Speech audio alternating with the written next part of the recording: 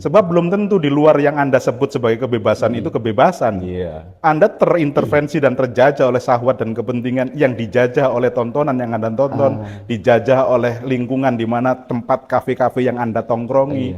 Itu sebenarnya justru di situ penjara. Penjara. Model universitas mana yang mengarahkan 24 jam anak-anaknya untuk hidup dalam sebuah lingkungan akademis sehingga yang dia dengar, yang dia rasakan, yang dia lihat itu adalah Pendidikan. pendidikan.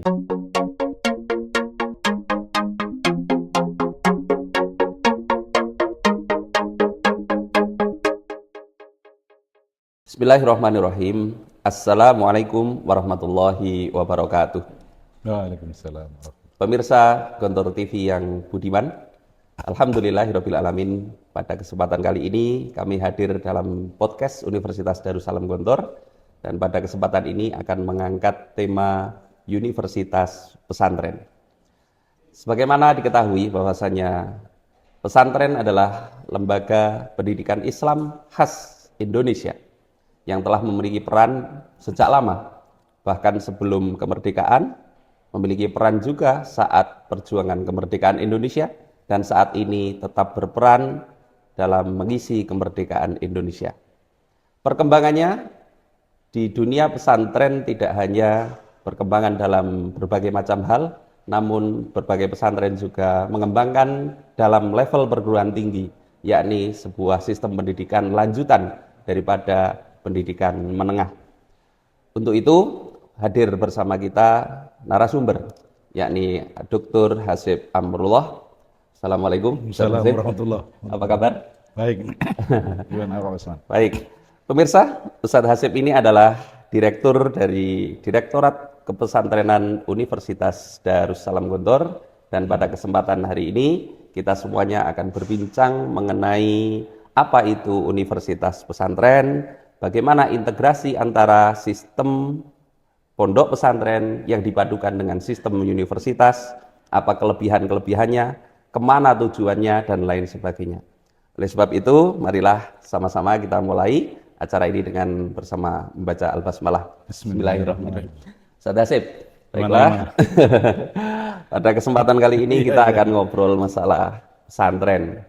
Sebagaimana kita ketahui dan kita membaca beberapa referensi, baik dari internasional ataupun dari nasional Indonesia, bahwasanya para ahli-ahli manajemen pendidikan tinggi banyak yang menghadirkan sebuah konsep yang disebut dengan corporate university, atau yang kita sebut sebagai semacam universitas namun agak-agak mempunyai sifat seperti Pabrik. perusahaan. Iya, Oleh iya. sebab ini kita hadir di sini agak unik ini. Kok ada istilah universitas pesantren? Kira-kira apa makna atau maksud daripada universitas pesantren itu? Ya, kalau kita menjelaskan maksud kan kita tidak bisa menjelaskan secara pribadi. Ini interpretasi saya. Iya. Bisa jadi interpretasi saya atas mana pesantren ini bisa dikritisi oleh yang lebih berhak menjelaskan. Tapi penjelasan ini kan bereferensi pada apa yang dijelaskan oleh, pastinya kan dijelaskan oleh rektor ya. Ya, Jadi siapa yang berhak untuk menjelaskan apa yang dimaksud sebagai universitas pesantren itu rektor. Nah, kalau kita bicara Universitas Pesantren Unida atau Universitas Darussalam, itu kita nggak bisa lepas dari apa itu pesantren menurut Gontor. ya, Jadi bukan pesantren dalam definisi pesantren apa yang lainnya. Jadi menurut Prof. Hamid bahwa yang dimaksud pesantren ini adalah Gontor. ya. Sehingga kemudian kalau merujuk kepada apa itu Universitas Pesantren, ya Universitas Pesantren model Gontor. Oh, ya. Itu pertama. Yang kedua, Universitas Pesantren ini menarik karena dia mengaplikasikan satu konsep sebenarnya. Kalau menurut saya, konsep walillahil masyriq wal maghrib. Ya kan? Bahwa timur dan barat itu miliknya Allah. Ya. Nah, sekarang kalau kita mau bicara tentang timur itu kayak apa? Timur itu kan terkenal dengan kebijaksanaannya. Ya, Kebijaksanaan come from ya, west, apa S ya, East, come ya. from S. Kebijaksanaan datang dari timur. Itu artinya apa? Universitas pesantren ini mengintegrasikan antara dua hal. Pertama, tradisionalitas, Oke. ya, tradisi dari turos Islam namanya. Yang kedua, kemodernan dalam bentuk yang disebut sebagai universitas. Jadi universitas ini mewakili kajian-kajian ilmiah yang terstruktur, sementara pesantrennya itu bicara berkaitan dengan nilai. Oke. Berarti tetap meskipun sistemnya adalah universitas, pengajaran ataupun pengkajian tentang keislaman menjadi hal yang tidak dipisahkan. Iya, karena kalau kita bicara UNIDA secara khusus sebagai bagian dari yang mengklaim universitas pesantren, kan ada model universitas pesantren nih, Iya. ya kan? Universitas pesantren itu universitas yang memiliki pesantren, Oke. satu, Satu ya. atau pesantren yang memiliki universitas, Oh ya. ya kan? Atau universitas pesantren, artinya memang dia sistem. Nah, kalau kita mau melihat di mana ada universitas pesantren ini, dalam makna universitas bersistem pesantren, bukan universitas yang punya pesantren banyak, Ya. ya kan? Yang punya pesantren artinya pesantrennya itu tidak terintegrasi sistemnya dengan universitas, atau pesantren yang punya universitas, tetapi universitasnya itu tumbuh dari asuhan pesantren, tetapi tidak menggunakan sistem pesantren. Sistemnya sama dengan universitas di umum. Kalau boleh kita katakan, UNIDA ini satu-satunya universitas yang bersistem pesantren, sesuai dengan visi dan misinya kan. Ya. Visi UNIDA ini pertama, dia mengajarkan ilmu keislaman ya. Itu sama dengan apa itu pesantren menurut Gontor dulu lah. Ya, pesantren menurut Gontor itu kan masjid sebagai tempat kegiatan. Ya. Kiai sebagai sentral figur, Ya. mengajarkan keilmuan Islam, Ya. mengajarkan keilmuan Islam di dalam. Nah, dari situ kemudian visi UNIDA ini kan, UNIDA menjadi unik gitu salah satunya, menjadi unik itu karena memiliki 3 visi yang harus dijaga. Ya.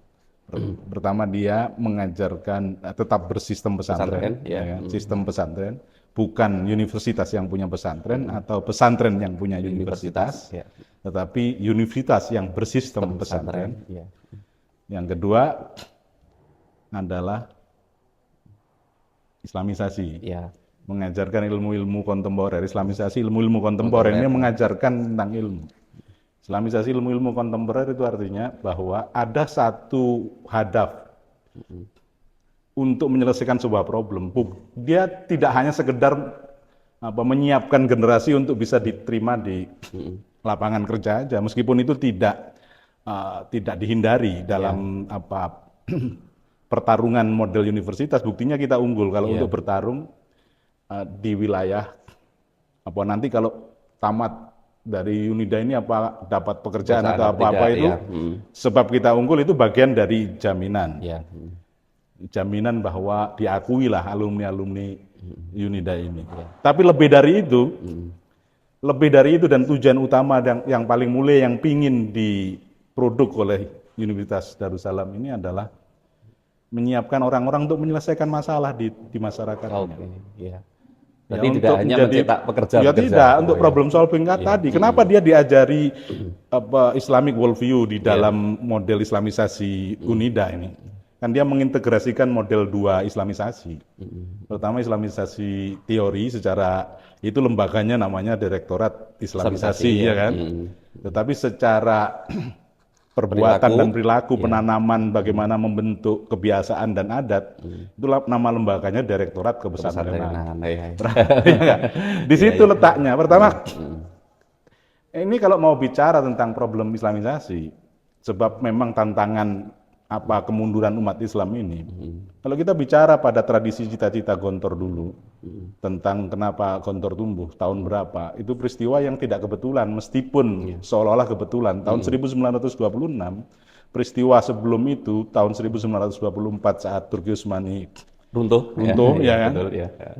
Itu runtuhlah model peradaban secara meradapkan Islam ini. Sehingga lahirnya Gontor di tahun itu dan kemudian diizinkan untuk berkembang sampai sekarang, sehingga kemudian kita lagi memperingati 100 tahun ini. Itu untuk pertama jawaban atas bagaimana kita memproduk orang-orang yang bisa melihat masalah kemunduran peradaban ini, kemunduran umat ini. Dan akar utama yang dilihat saat ini bahwa kemunduran itu adalah corruption of knowledge, ya. Ada konsep-konsep pengetahuan yang korup gitu ya, yang dia justru melawan ajaran Islam, atau dia justru memperburuk cara kita menjelaskan Islam, dan seterusnya. Berarti harus ada satu proses yang dilakukan secara teoritis berkaitan dengan ilmu-ilmu yang lahir dari teori-teori asing. Nah, ini menarik di sini. Di sini akan Anda temui satu bangunan bagaimana kita distrukturkan cara pandang kita secara worldview untuk bisa melihat racun di dalam teori-teori keilmuan pada bidang-bidang dan prodi-prodi yang ada. Sehingga diharapkan mereka punya pijakan yang kuat untuk bisa melihat secara Islam bagaimana ilmu itu tidak bebas nilai, bahwa ilmu itu pasti membawa cara pandang bagi ininya. Oke, jadi dari apa yang disampaikan tadi nampaknya orientasi dari Universitas Pesantren ini saya bisa katakan sebagai orientasi yang unik begitu, Ustaz, ya? Iya. Tidak hanya mencetak orang yang bisa bekerja, tidak hanya mencetak ijazah, kemudian dengan ijazahnya itu dia bisa mendapatkan penghasilan duniawi. Namun lebih dari itu, kita mengharapkan mahasiswa kita, alumni kita, itu adalah orang-orang yang mampu mengidentifikasi masalah yang terjadi di masyarakatnya dan mampu menjadi memberikan problem solving terhadap apa yang ditemukan di masyarakat. Iya, karena tantangan model zaman yang kayak gini, di mana generasi itu dipicu kehidupannya untuk muyul kepada hidup yang hedonis, ya, pada hidup melihat materi, mengukur kesuksesan pada viralitas, viral, ya kan, mengukur kesuksesan pada kepemilikan harta dan seterusnya. Siapa, lembaga mana di tingkat yang akan melahirkan true leader atau pemimpin yang benar, yang dia menggiring orientasi kehidupan mahasiswanya. Ini kan level high education, ya, bahwa ini adalah pendidikan tinggi. Tidak banyak orang mengambil peran untuk memilih sesuatu yang sulit model UNIDA ini. Sulit loh mendidik orang-orang di level mahasiswa ini. Ditempatkan di sebuah asrama. Hidup 24 jam setahun, dia dihindarkan dari hal-hal yang merusak, kemudian bicara nilai, bicara tentang bagaimana kita bergerak untuk tidak hanya demi kepentingan pribadi, tetapi demi kepentingan yang lebih luas. Karena di dalam konsepsi Gontor, dan kenapa Gontor ada, itu salah satunya adalah orientasinya adalah ke masyarakat, dan kembali kepada masyarakat. Itu artinya apa? Untuk bisa menanam jasa, sehingga filosofi dasar semacam berjasalah, tapi jangan meminta jasa, hidup sekali, hiduplah yang berarti, dan seterusnya, itu bagian integral yang dia harus ada di tempat ini, karena ini adalah lembaga yang sistemnya pesantren, dan yang dimaksud sebagai pesantren itu ya Gontor. Sehingga apa yang ada di dalam model kehidupan Gontor harus diterapkan dalam model kehidupan mahasiswa di sini, tetapi lebih teoritis, gitu kan. Kalau di sana mungkin di Gontor, di KMI kita menjalani secara tanpa sadar, maksudnya karena level pendidikannya itu pokoknya pembentukan, ya kan, dibentuk sehingga pembentukan itu dibiasakan itu adalah pendisiplinan dengan sebuah sistem yang hidup, disebut sebagai living system. Tetapi di UNIDA kita menumbuhkan mahasiswa itu untuk sadar menjalankan aktivitasnya, sehingga kita memiliki apa yang kita sebut sebagai sistem angka kredit penunjang akademis. Itu yang disebut di PKS, ya kan, atau AKPAM. Itu AKPAM itu sebenarnya adalah satu sistem yang luar biasa yang hanya dimiliki, ini salah satu keunikan juga, universitas yang dia menggunakan sistem pesantren model kita, dan itu murni milik kita, murni apa ide dan gagasan dari kiai kita yang membuat sebuah bagaimana anak-anak ini supaya dia bergerak, tapi tidak boleh bergerak tanpa kesadaran diri. Karena mahasiswa kalau di dalam filosofi Gontor itu kan ada kata begini, filosofi Gontor itu kan, di Gontor itu apa yang kamu dengar, apa yang kamu lihat, apa yang kamu rasakan, itu pendidikan. Nah, itu diterjemahkan di dalam model universitas, apa yang kamu dengar, apa yang kamu lihat, apa yang kamu rasakan, itu adalah akademis. Akademis apa? Artinya akademis itu apa? Akademis itu, fungsi akademis mahasiswa itu 3, kalau dalam tafsirnya Prof. Hamid nih. Pertama, mahasiswa itu harus membaca. Yang kedua, mahasiswa itu harus diskusi. Mahasiswa itu harus menulis. Sehingga kemudian jargon yang sering diperdengarkan ke anak-anak itu, tulislah apa yang kamu kerjakan, kerjakan apa yang kamu tulis. Karena memang universitas harus membangun manusia yang kritis, yang bisa melihat problem utama sehingga kemudian dia mampu menyelesaikan itu. Siapa ini? Model universitas mana yang mengarahkan 24 jam anak-anaknya untuk hidup dalam sebuah lingkungan akademis sehingga yang dia dengar, yang dia rasakan, yang dia lihat itu adalah pendidikan. Dalam model Gontor itu adalah akademis dalam tafsirnya Prof. Hamid di sini.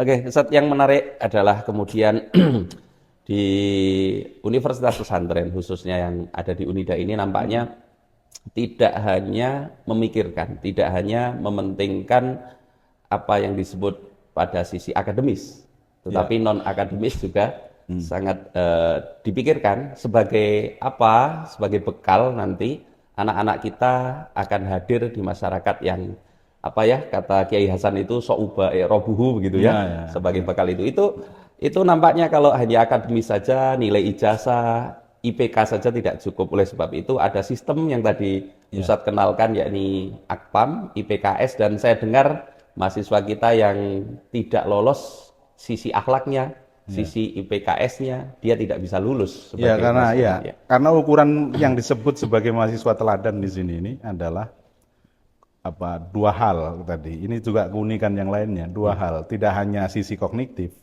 tetapi sisi akhlak atau etika dan lain sebagainya itu menjadi ukuran terpenting justru. Kalau dalam laki-laki kita ngutip tadi di awal kan saya katakan bahwa yang berhak menjelaskan apa itu pesantren ya kiainya, apa itu universitas kan kiainya. Saya hanya mengutip apa yang dikatakan Prof. Hamid, sehingga beliau mengatakan seandainya ini dalam versi beliau itu seandainya IP kamu 4,0 ya, tetapi akhlakmu 0, IP kamu itu menjadi 0,4. Itu satu slogan yang menarik, bahwa kenapa? Ya untuk apa Anda pintar secara kognitif, tetapi kemudian perilaku tidak terjadi. Itu sama dengan penjelasan apa yang diinginkan oleh pendiri pondok ini, Trimurti, dalam tujuan untuk melahirkan satu generasi atau satu umat orang, ya, untuk melahirkan orang lah intinya, untuk melahirkan orang yang berbudi tinggi. Itu di moto pertama. Itu menjadi samroh atau buah dari sebuah proses pendidikan selama di Gontor. Nilai pertama yang harus dilihat sukses dan tidaknya model pendidikan Gontor itu apakah santrinya itu berbudi tinggi nggak? Nah, kalau kita bicara budi ini perbuatan sebenarnya, perilaku atau suluk. Nah, perbuatan yang lahir dari anak ini, yang kita lihat itu bernilai tinggi. Makanya kan, pertama, Unida ini memiliki satu cita-cita untuk menjadi universitas yang berarti dan bermutu dan berarti. Kalau kita bicara tentang visi di dalam berarti dan bermutu, itu adalah visi yang ada di dalam Piagam Badan Wakaf. Artinya itu sudah tertulis bahkan sebelum Unida lahir, sejak awal di tahun ketika diwakafkan lah. Ya, tertulis bahwa ini Nadir Wakif itu mengamanatkan untuk membawa Gontor ini menjadi universitas yang berarti Bermutu dan- bermutu dan iya. berarti. Bermutu itu artinya apa? Bermutu itu artinya sistem yang ada itu bisa bersaing dengan yang lainnya. Oke. Artinya dia secara kurikulum, secara sistem itu memiliki sistem yang memang layak untuk dipilih sebagai yang terbaik untuk membangun manusia secara seutuhnya. Iya. Karena konsepsi pendidikan kita kan hamlul insan ila ma khuliqa li ajli. Bagaimana kita membawa manusia itu untuk mengerti untuk apa dia diciptakan. Sehingga dia harus mendapatkan sebuah sistem terbaik bagaimana dia dibawa menjadi manusia yang mengerti kenapa dia diciptakan. Nah, ketika kita bicara tentang bermutu ini, buktinya kita sudah diakui juga, Oh, ya kan? Kita ini termasuk unggul gitu kan. Iya. Unggul itu kan menunjukkan bahwa mutu manajemen, mutu administrasi, mutu pengelolaan dan lain sebagainya itu level paling tinggi. Iya. Di Indonesia ini universitas yang unggul itu kan masih bisa dihitung jari ya. Iya. Nah, salah satunya Unida. Iya. Yang lebih dari itu adalah berarti tadi. Berartinya. Berarti masih ada PR untuk menuju berarti. Berarti ini artinya membuat orang-orang yang lahir dari model pendidikan kita ini keluar memiliki makna dalam hidupnya. Anfa linnas, khairun nasi anfa'uhum linnas. Ya. Bahwa dia akhirnya bisa memiliki dan dihitung di masyarakat itu artinya dia berarti. Dia memiliki arti bahwa hidupnya itu berarti bagi orang lain. Oh. Dia dulu dilahirkan dalam kondisi menangis, sementara orang-orang yang ada di sekitarnya itu tertawa bahagia, tersenyum, ya kan? iya. Kelak karena dia punya makna dan berarti di dalam kehidupannya. Saat dia meninggal dengan senyuman, tetapi orang-orang yang ditinggalkan akan menangis. Itu makna berarti. Oh. Jadi kalau Anda kehilangan Anda itu tidak ditangisi, gak ada artinya hidupmu. Iya. Untuk bisa berarti semacam itu nggak mungkin bisa lahir kecuali oleh sebuah sistem pendidikan yang rigid, yang diatur secara life system atau sistemnya itu hidup, berkembang dan mengerti problem-problem anak sekarang, kemudian diterapkan dan diaplikasikan secara 24 jam sepanjang mereka berada di sini. ya. Nah di situ bahwa ini sudah ansap bagi orang-orang tua nih. Untuk memilih Unida ini menjadi bagian dari bagaimana membangun anaknya dan menjaga anaknya agar tetap jadi manusia. Sulit menemukan lembaga yang peduli sebagaimana orang tua peduli kepada anak-anaknya selama 24 jam. Jadi hubungan kita dengan mahasiswa bukan hanya hubungan dosen dengan mahasiswa, tapi lebih dari itu hubungan seorang ayah dengan anak, saudara dengan saudaranya. Dan itu terjadi di sini. Oh, Karena iya. karena itu yang harus dididikkan, jiwa 5 dalam tradisi Gontor sebagai sesuatu pusat untuk kita mengkonstruksi manusia menjadi manusia. Ada jiwa keikhlasan, jiwa kesederhanaan, ada ukhuwah Islamiyah, ada kebebasan dan berdikari semuanya, berdikari dan kebebasan. Seterusnya itu dalam bangunan yang dipilih cara dan bagaimananya. Itu dalam model-model sistem yang kita pilih. Oke, menarik para pemirsa Gontor TV yang berbahagia. Di Gontor ada IPK dan juga IPKS, itu kesantrian tadi yang disampaikan Ustadz Hasib. Iya. Kemudian ada yang unik lagi dan menarik, yakni hubungan antara dosen dengan mahasiswa adalah bukan hanya hubungan pengajar dengan yang diajar, pendidik dengan yang dididik, namun hubungan seperti hubungan seorang ayah kepada anaknya. Ini kemudian menjadi hal yang menarik ya. Nampaknya jika kita membayangkan, memang mungkin ada orang yang berpendapat seorang dosen ngapain sih ngurusi sholatnya mahasiswa? Seorang dosen ngapain sih ngurusi akhlaknya mahasiswa? Ngapain sih meriksa gadget dan juga media sosial mereka? Ini kan pribadi kami begitu mahasiswa. Kenapa kok sampai kemudian di Unida ini dosen-dosen memperhatikan sampai bagaimana anak mahasiswa itu berpakaian dan lain sebagainya? Ini karena tadi Ustadz ya, ada hubungan dan hubungan itu yang terbentuk adalah seakan-akan hubungan antara bapak dengan anaknya. Terus kemudian selanjutnya Ustadz, di Unida ini bukankah mahasiswa itu kan usia di 20 ya kan, 18 20. Apakah kemudian mereka ini tidak jenuh ya? Dikurung seakan-akan begitu ya, di sebuah sistem asrama, dikurung 24 jam dan sebagainya. Gimana kira-kira pengalaman Ustadz selama ini? Ya. Pertama, saya mengoreksi bahasa dikurung. Ya. Tidak ada pengurungan di sini. Ini bebas karena kita diajari kebebasan. Pertama itu, Anda harus bebas dulu. Itu kan bagian daripada nilai yang ingin ditanamkan oleh Gontor itu, kebebasan. Bebas itu apa sih sebenarnya? Jiwa bebas itu tidak terintervensi oleh kepentingan di luar. Bebas di dalam mutu, umpamanya. Dia menjadi kebebasan itu memilih untuk bisa berjuang di semua tempat. Dia siap kalau ditaruh di tempat mana dan dia harus berjuang di situ, siap tidak menghindar dari tempat itu. Itu artinya dia bebas memilih di mana lapangan perjuangan. Dalam tafsirnya Prof. Hamid lagi-lagi, itu adalah kebebasan di ranah sosial. Tapi ketika kita bicara kebebasan pada jiwa, pertama seorang anak masuk ke sini itu akan diarahkan dulu worldview-nya, cara dia memandang bagaimana hidup ini harus dijalani. Salah satu worldview seorang pelajar atau seorang mahasiswa, pertama, kalau kita berbasis pada makna jiwa kebebasan di dalam tradisi Gontor, karena tadi lagi-lagi bahwa universitas pesantren ini universitas Gontor intinya, pesantren Gontor, ya itu kebebasan itu diartikan oleh Kiai Haji Imam Zarkasi sebagai berpikir jujur. Berpikir jujur. Berpikir jujur kebebasan itu. Berpikir bukan karena kamu kelompok tertentu sehingga seharusnya Anda melihat di situ ada kesalahan sebab karena kamu kelompoknya akhirnya membenarkan apa yang salah menurutmu. Atau karena kamu berafiliasi pada politik tertentu sehingga kamu mencari pembuktian kebenaran atas tujuan politik itu meskipun salah. Itu Anda nggak berpikir jujur, Anda nggak bebas.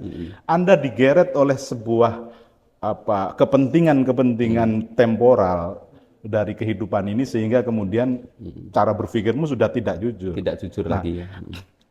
Pertama, bebas dari apa? Bebas dari kepentingan-kepentingan dan pikiran-pikiran dirinya tentang tadi bahwa di sini dikungkung, bahwa di sini itu di ini. Anda sedang diciptakan menjadi petarung. Ini dalam bahasanya Gontor. Gontor itu ingin melahirkan orang-orang yang akan kembali bertarung di masyarakatnya sebagai mundirul kaum ida roja'u.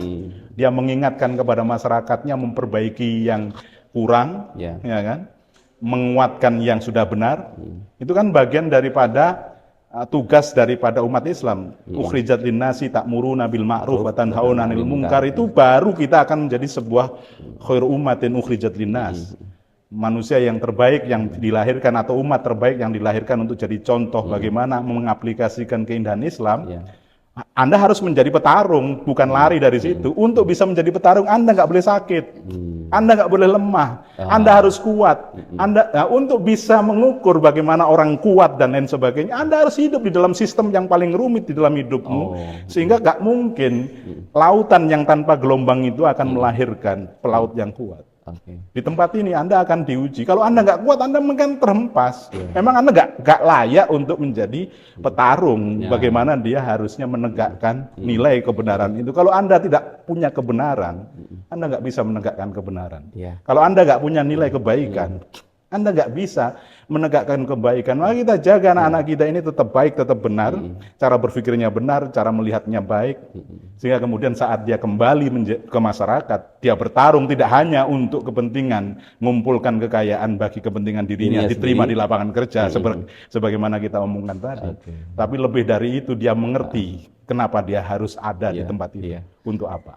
Kan itu. Iya, betul. Berarti anggapan bahwasanya pesantren itu adalah kungkungan atau biasa disebut itu orang luar, itu outsider karena nggak ngerti, dia belum dikonstruk ya.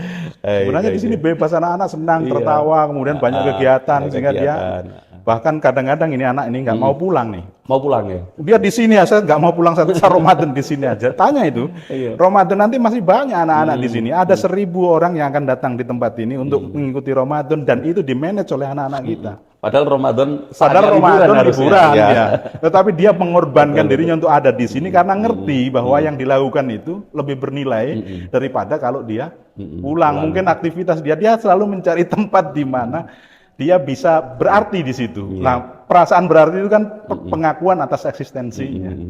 Dan itu dimiliki oleh anak muda. Berarti di sini diberikan kegiatan, di Universitas Pesantren itu diberikan kebebasan untuk berpikir, mengekspresikan dirinya, untuk apa namanya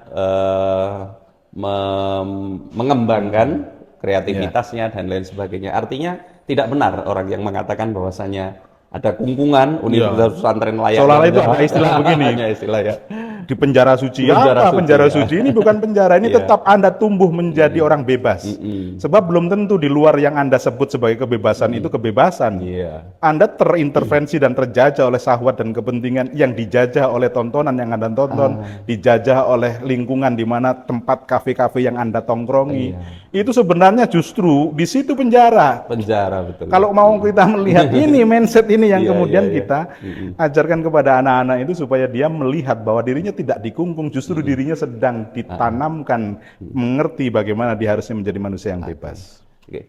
Maka dari itu sebetulnya kebebasan ini banyak yang salah paham ternyata Ustadz ya. Iya. Dalam Islam kebebasan itu kalau Prof. Alatas menyampaikan itu sebagai ikhtiar, berarti mencari sesuatu yang terbaik ya. gitu. Jadi bukan bebas itu bebas sebebas-bebasnya, semau-maunya, Betul. sesuai nafsunya tidak, tetapi mencari mana yang terbaik untuk dirinya, untuk lingkungannya, untuk kehidupan semuanya, hubungan dia dengan Tuhannya.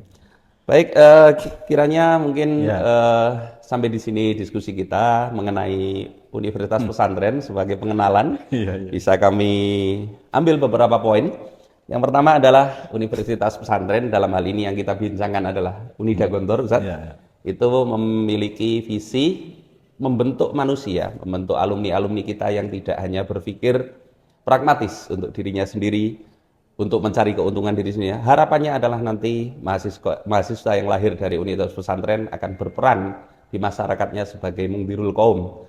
Yang kedua adalah salah satu kekhasan dari Universitas Darussalam Gontor dari sisi pesantrennya adalah tidak hanya mahasiswa tidak hanya dinilai melalui sisi akademiknya saja atau IPK-nya saja, tetapi di sini kemudian ada penilaian-penilaian yang kita sebut sebagai IPKS, Indeks Prestasi Kesantrian, sehingga itu akan menjadi bekal bagaimana dia nanti di masyarakat yang tidak hanya membutuhkan ijazah itu saja, tetapi bekal pada dirinya, kompetensi pada dirinya. Yang selanjutnya adalah bahwasanya pesantren dalam hal ini secara luas dan secara khusus di Unida sebagai universitas pesantren bukan merupakan sebuah apa yang orang-orang sering sebut sebagai penjara ataupun tidak ada kebebasan atau kungkungan. Justru tetapi kita ajarkan kebebasan sebagai nilai-nilai dalam kehidupan kita bersama di Universitas Pesantren. Akhirnya, terima kasih banyak atas segala perhatian. Mudah-mudahan nanti kita bisa bertemu lagi. Terima kasih banyak Ustadz Hasib Amrullah atas kesempatan waktunya. Ya, sama-sama Pak Usman. Baiklah, mari tutup dengan bersama baca Alhamdulillah. Kurang lebihnya saya sebagai host ada kesalahan, mohon maaf. Wabillahi taufiq wal hidayah wa ridwal inayah. Wassalamualaikum warahmatullahi wabarakatuh. Assalamualaikum. Terima kasih.